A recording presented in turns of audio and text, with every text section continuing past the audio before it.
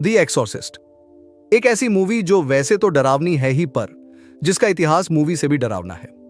Early 70s में release हुई यह फिल्म दो लोगों का सपना थी, पीटर ब्लैटी और विलियम फ्रेडकिन, जो कि डायरेक्टर भी थे। आज मैं आपको कुछ ऐसी चीजें बताने जा रहा हूं जो आपने कहीं सुनी नहीं होगी या फिर बहुत कम सुनी होंगी।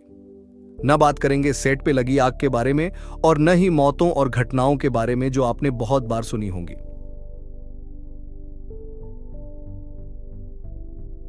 सबसे पहले मूवी में देखने को मिलता है कि रेगन, जो कि मेन कैरेक्टर थी, जब वो पोजेस हो जाती थी तब वो एक डरावनी आवाज निकालती थी जिसे हम डीमन वॉइस भी कह सकते हैं।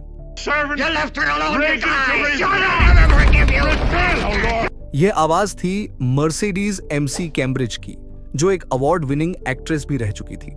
लेकिन कमाल की बात यह भी है कि आवाज बहुत थोड़ी ही पोस्ट प्रोडक्शन ऑल्टरेशन से बनाई गई, जिसका मतलब है कि वॉइस पहले से ही रफ या फिर कहे तो डिमोनिक साउंड कर रही थी। Thank you very much for asking me. It's been far too long since you were here last. Director William एक इंटरव्यू के दौरान बताते हैं कि कैसे उनके और मर्सिडीज के बीच अजीब सी बातचीत हुई। वो कहते हैं मर्सिडीज ने उनसे आकर पूछा कि तुम मेरे बारे में क्या जानते हो, जिसका जवाब उन्होंने एक साधारण से तरीके में दिया। उन्होंने कहा, मैं तो बस इतना ही जानता हूं कि तुम एक बेहतरीन एक्ट्रेस रह चुकी हो। लेकिन मर्सिडीज ने कहा, तुम मेरे बारे में कुछ नहीं जानते, मैं कैथोलिक प्रैक्टिस कर रही हूं। कैथोलिक प्रैक्टिस मतलब कैथोलिक चर्च की टीचिंग्स पर चलना। आसान शब्दों में क्रिश्चियनिटी की 3 मेजर ब्रांचेस में से एक होती है रोमन कैथोलिज्म। और हम जो भी कहानियां या फिर फिल्में या फिर असल जिंदगी की भी बात करें तो ज्यादातर कैथोलिक ब्रांच के अंडर ही आता है। इसके बारे में और भी कई चीजें हैं, लेकिन अभी वापस टॉपिक पे चलते हैं। तो मर्सिडीज ने कहा था, मैं कैथोलिक भी प्रैक्टिस कर रही हूं और सीरियस साइकोलॉजिकल प्रॉब्लम्स से भी गुजर रही हूं। ये बात और भी डरावनी तब लगने लगती है जब ये पता लगता है कि आवाज रिकॉर्ड कैसे की गई। दरअसल मर्सिडीज विक्टिम की पोजीशन में बैठकर रिकॉर्ड करती थी। जब रेगन पोजेस हो जाती थी तो उसे बांधना पड़ता था, और मर्सिडीज भी कुर्सी से बंधी हुई रिकॉर्ड करती थी ताकि आवाज में सही एक्शन या कहे तो इमोशन आए। डायरेक्टर बताते हैं कि मर्सिडीज दिन की 4 सिगरेट्स पीती थी ताकि उनकी आवाज भारी और डिमोनिक साउंड करे। इसी का कारण था कि वॉइस को ज्यादा एडिट करने की जरूरत नहीं पड़ी। फिल्म की सक्सेस में मर्सिडीज का बहुत बड़ा हाथ है। हालांकि उनका देहांत 2004 में ही हो गया, लेकिन उन्होंने एक मास्टरपीस बनाई जो कि सालों साल तक याद रखी जाएगी। आगे बात करते हैं मूवी के मेन कैरेक्टर की, जो कि रेगन थी, जैसा मैंने पहले भी बता ही दिया।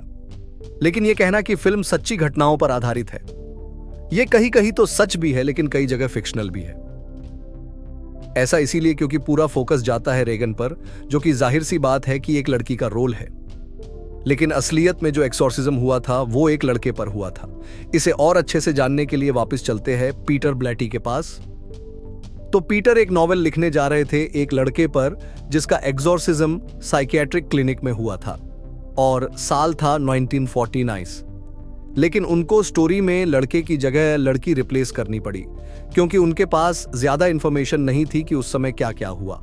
और एक कारण यह भी था कि कई लोगों ने भी पीटर से रिक्वेस्ट की कि वो ऐसे चेंजेस जरूर करे जिससे बच्चे की आइडेंटिटी छुपी रहे और सामने ना आए। पीटर अपनी नॉवेल 71 में रिलीज करते हैं और इसी पर बेस्ड थी एक्सॉर्सिस्ट मूवी रेगन, जिसका नाम बहुत बार सुना। अब बात करते हैं असली रेगन की, यानी जिन्होंने रेगन का रोल निभाया। लिंडा ब्लेयर उस टाइम में एक 13 साल की बच्ची। एक्चुअली डायरेक्टर को एक 12 साल की बच्ची की जरूरत थी, पर उनके कई कोशिशों के बाद भी कोई ऐसा नहीं मिला जो रोल को झेल पाए। वो ऑडिशन अपने न्यूयॉर्क वाले अपार्टमेंट पे ही करते थे, और एक दिन लिंडा और उसकी मां ऑडिशन देने गए, वो भी बिना किसी अपॉइंटमेंट के। विलियम भी ऑडिशन लेने के लिए राजी हो गए क्योंकि उन्हें सच में कोई नहीं मिल रहा था।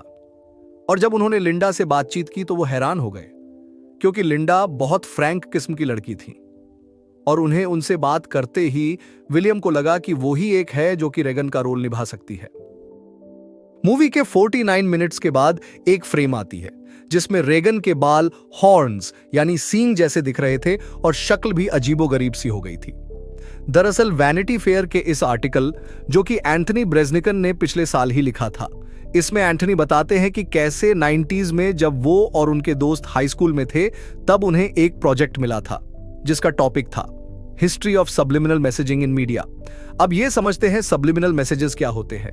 तो आसान शब्दों में ये मैसेजेस साफ साफ दिखाई नहीं देते, या फिर कहे तो कि कुछ ऐसी वीडियोस या फिल्में होती है जिनमें कुछ संदेश छुपे हुए होते हैं और ये बार बार ध्यान से देखने पर ही समझ आते हैं। ये चीजें इंटेंशनली भी हो सकती है या फिर उस क्लिप को रहस्यमय दिखाने के लिए जिससे उसकी रीच बढ़ जाए। तो एंथनी और उसके दोस्तों को एक्सॉर्सिस्ट की याद आती है, जो कि उस समय लोगों के बीच एक चर्चा बनी हुई थी। तो वो लोग सीडी रेंट करते हैं और फ्रेम बाय फ्रेम देखना शुरू करते हैं।